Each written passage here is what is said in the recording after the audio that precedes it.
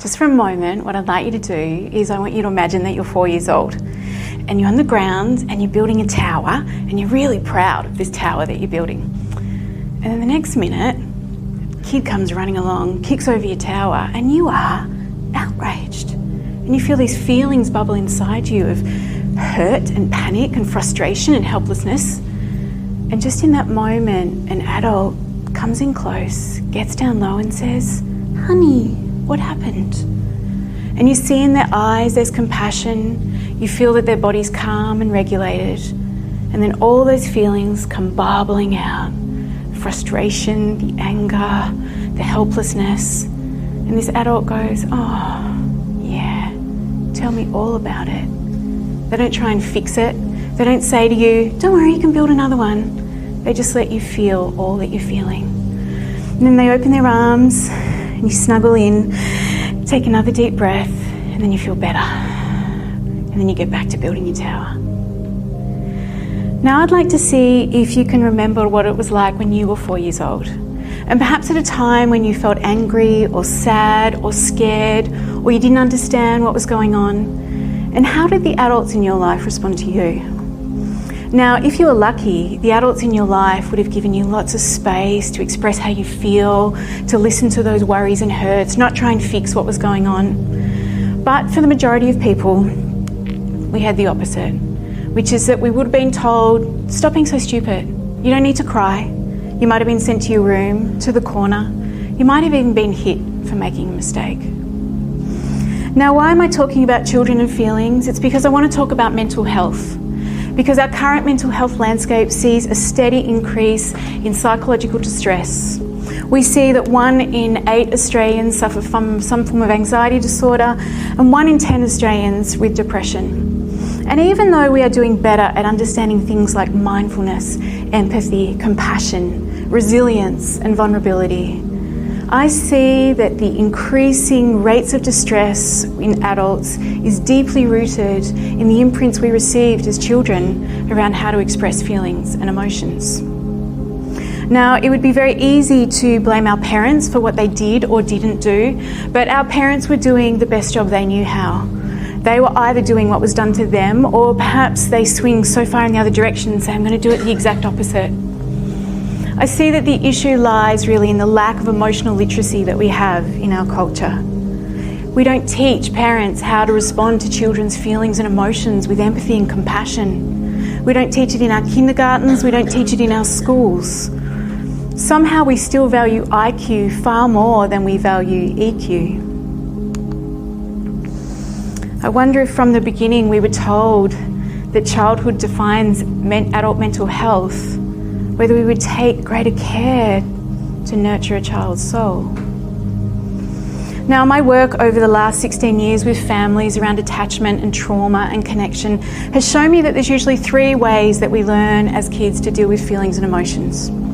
The first one is repression, which means that as a child, if you learnt that it wasn't safe to express your feelings, perhaps you got shut down, you were told to stop crying, perhaps you were given a look that made you draw everything inside, then you were going to have to find a way to cope with all those feelings and emotions. And for most people, they learn to repress them.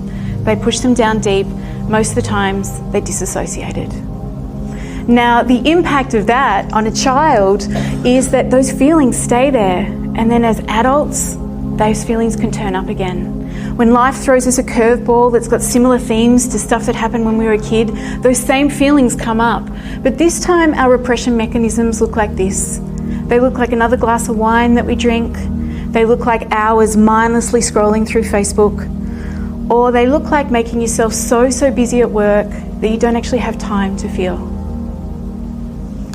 The other thing that we might learn to do is move into aggression, which means that as a child, if we felt really powerless, if we felt scared, if we grew up in an authoritarian environment where we didn't have a voice, where we couldn't say how we felt, then those feelings again would bubble inside us. And at the point where they would tip over, when we often felt frightened or threatened, they would come out in aggression, in rage, in loud words. And sometimes you might have been labelled as naughty, too much, or trouble, when really all you were doing was responding to your environment.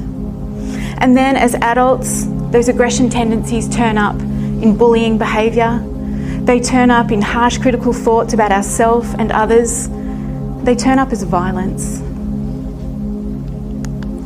Then the third thing that we learn to do is expression, which means that if we grew up with an imprint that said, feelings are welcome, it's okay for you to express how you are. I will accept all of you, the happy bits, the sad bits, the joyous bits, the bits that are angry, all of you is welcome. I'm not going to try and fix, I'm just going to hold. Well, then what happens is, as adults, when things feel hard, we reach for our journal, write down our thoughts. We call a friend and say, hey, can you listen to me? We go for a run, we do some yoga, we speak to our therapist, and we find a way to lean into the feelings, we feel them, and then we let them go. Now, I am a mum to 3 big, beautiful teenagers, and when I first became a parent, like I'm sure many of you here, as a first-time parent, you have absolutely no clue what you're doing. And when it came to understanding feelings and emotions, my game plan was going to be, I'll just keep them happy all the time, right? Because it's really easy to keep kids happy all the time. And if any of you know who have kids, that's a ridiculous thing to do. It is impossible, it's ridiculous, and it's incredibly exhausting trying to keep people happy all the time. So I learned pretty soon that that wasn't actually going to work. And I needed to find a way to help my children thrive emotionally and also create harmony in our homes. So I was lucky enough to understand and study trauma, and I began to see that what we need as humans is a safe place to unpack all of who we are.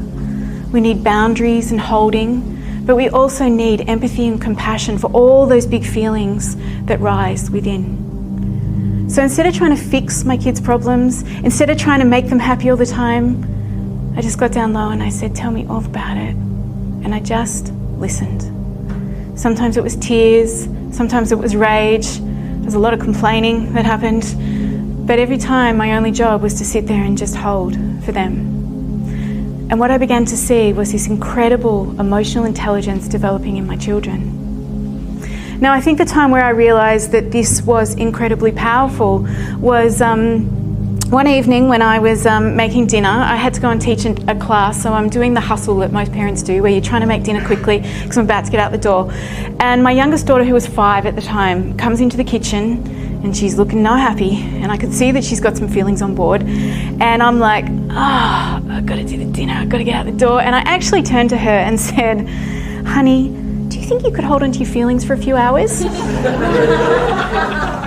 Which, of course, as you can imagine, she just looked at me like, are you kidding? And then at that moment, my middle daughter, who was 10, walked into the room and she said, I'll listen to her feelings. And I'm like, okay. So my 10-year-old takes the 5-year-old into the bedroom, and I'm thinking, I'm going to be late for work. I need to see what happens here. And I'm standing outside the door, and this is what I'm hearing. I'm hearing my 10-year-old say, tell me all about it. And then the 5-year-old starts crying, and she starts complaining about all the things that had happened at kinder. And the 10-year-old's going, oh, that's hard.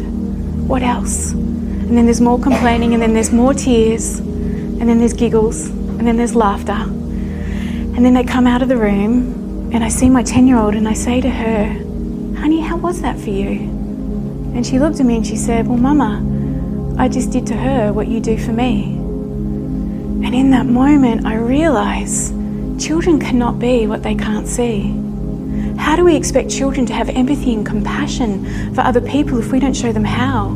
How do we expect them to treat others with kindness and respect if they don't know what that feels like in their own bodies?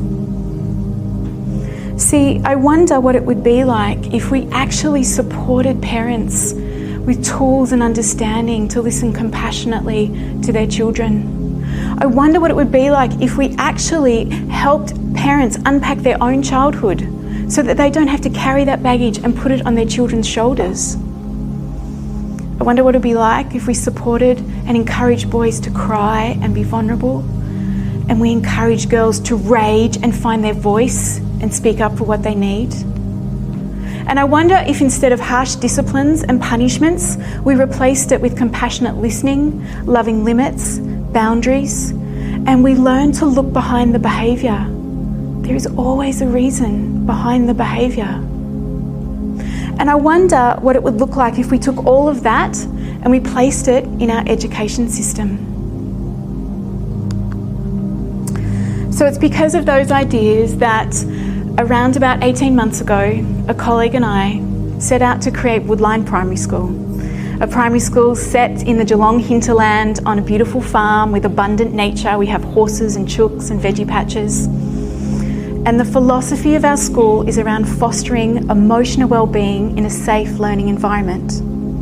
So research actually shows that when children feel safe to learn, which means they feel free of judgment and criticism, when they're treated with kindness and respect, where they have autonomy over their bodies and their learning, and they are given much love and celebration about the unique differences in who they are, then what happens is their neurological systems become fully operational and their capacity for growth and learning increases.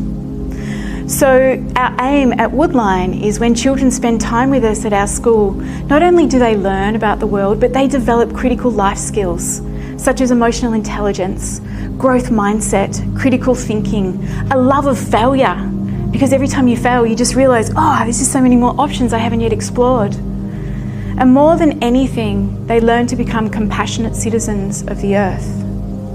We believe that if we support children's emotional well-being, then learning becomes effortless and infinite.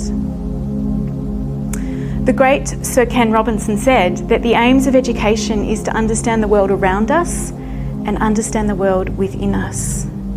But what if we prioritise the world within? Then surely the world around us would make so much more sense. How different could the world be if we place connection, heart, and compassionate listening at the centre of every relationship?